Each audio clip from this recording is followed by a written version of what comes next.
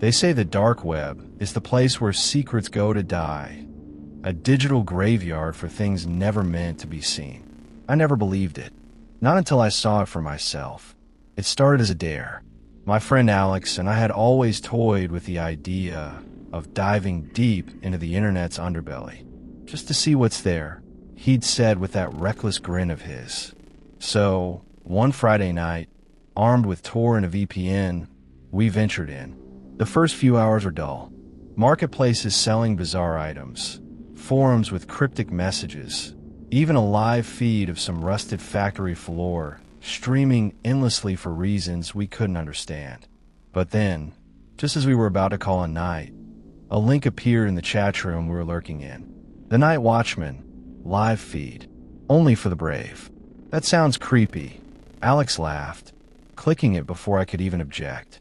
The screen flickered, then shifted to what looked like a grainy CCTV feed of a narrow hallway. It was dimly lit, concrete walls stretching into darkness. A single bulb swung at the far end, casting long, spindly shadows that danced with every sway. Probably just another one of those dumb haunted house streams. I scoffed, but Alex was transfixed. "Look," he whispered, leaning closer. The camera panned, smooth and deliberate, revealing doors along the hallway, each marked with fading numbers. Room 101, Room 102, Room 103. It stopped at Room 104, the lens zooming in so close I could almost make out the scratches on the door. "This is live," Alex muttered. "Look at the timestamp." He was right. It was ticking away in real time. "So what? It's probably just staged," I replied, though I felt a knot of unease twist in my gut. Then the camera moved again, pulling back to its original position at the end of the hallway. For 10 solid minutes, nothing happened. Just the flickering light and that endless stretch of damp concrete. Well, that was anticlimactic, I sighed. But as I reached for the laptop lid to shut it, Alex's hand shot out. Wait, a figure had appeared at the far end of the hall, just beyond the reach of the swinging bulb's light. I squinted, trying to make out details, but it was too dark. The silhouette stood there, motionless. "Is that someone standing there?" I asked, my voice barely above a whisper. "I think so," Alex replied. His eyes were locked on the screen, unblinking. We waited, breaths held, but the figure didn't move. It just stood, shrouded in shadows, too distant to make out any features. The camera didn't pan, didn't zoom. It just watched. "This is weird," I mumbled. I reached for the power button, but Alex slapped my hand away. "No way. I want to see what happens."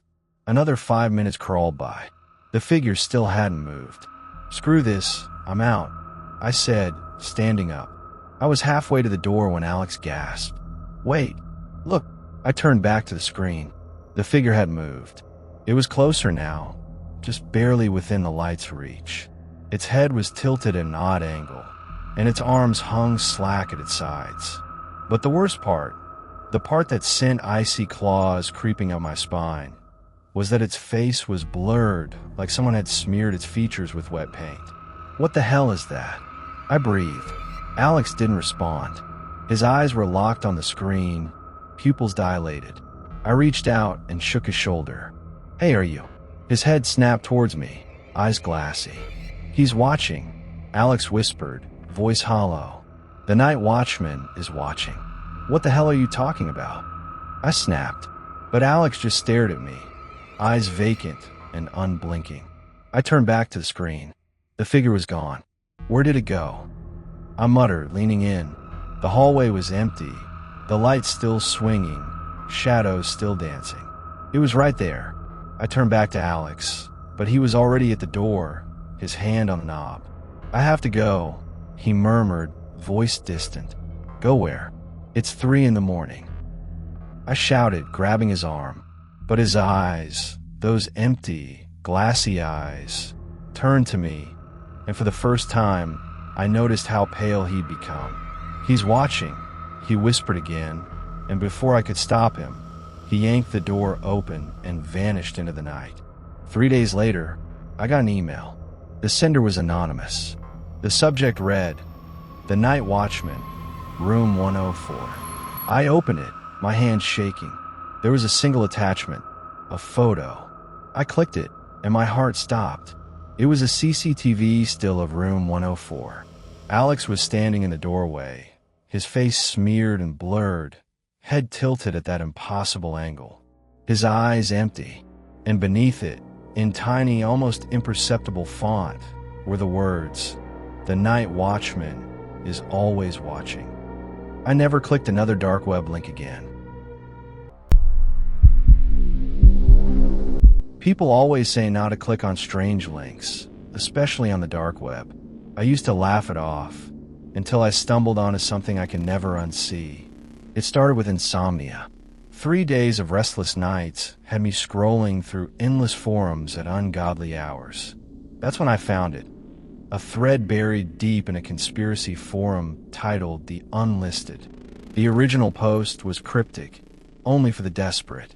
If you seek a way out, click below. A single hyperlink followed, glowing a dull red. I hesitated for a moment, then clicked.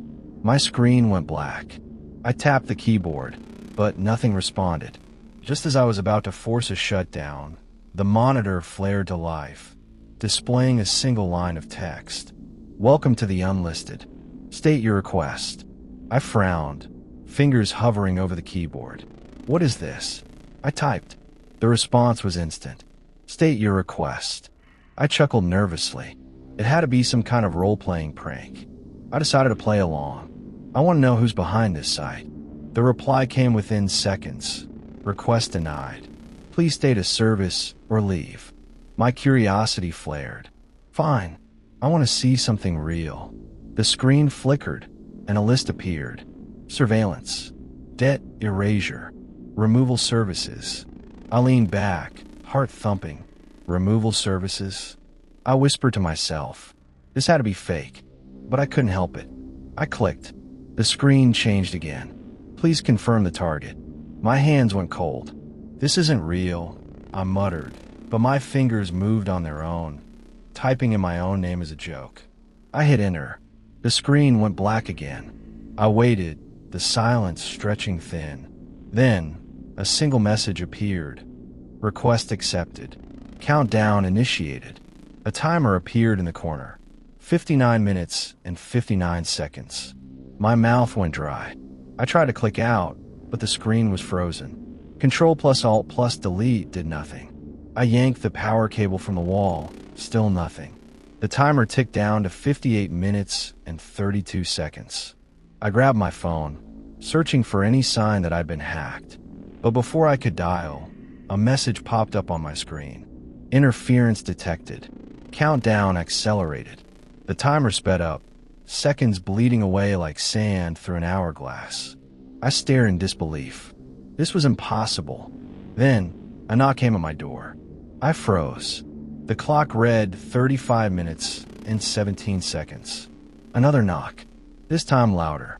I stepped back, the floor creaking under my weight. "Who is it?" I shouted, but the words felt hollow in the silence. No answer, just 3 more deliberate knocks. My heart pounded so loud I could barely think. I grabbed my phone again, dialing 911. It rang once, twice, and then silence. "Hello," I whispered into the receiver. Nothing, just faint static. I hung up, sweat slicking my palms. The clock read 20 minutes and 42 seconds. I moved towards the door, every instinct screaming at me to run, but my legs felt like lead. I peered through the peephole. Nothing, just the dim glow of the hallway light. Then, the knocking stopped. The timer on my screen continued its merciless descent. 15 minutes and 3 seconds. I backed away, every muscle tense. That's when I noticed a reflection in my monitor.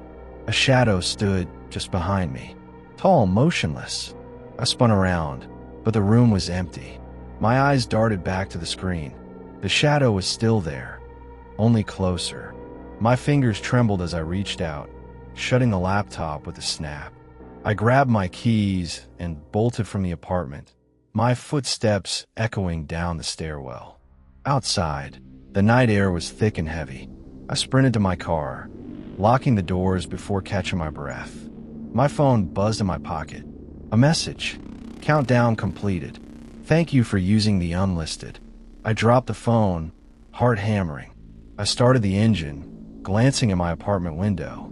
That's when I saw it. The shadowy figure standing just behind the glass, watching. I floored it. I haven't gone back since. But sometimes, when I check my phone late at night, I find messages from unknown numbers. They always say the same thing. The unlisted never forgets.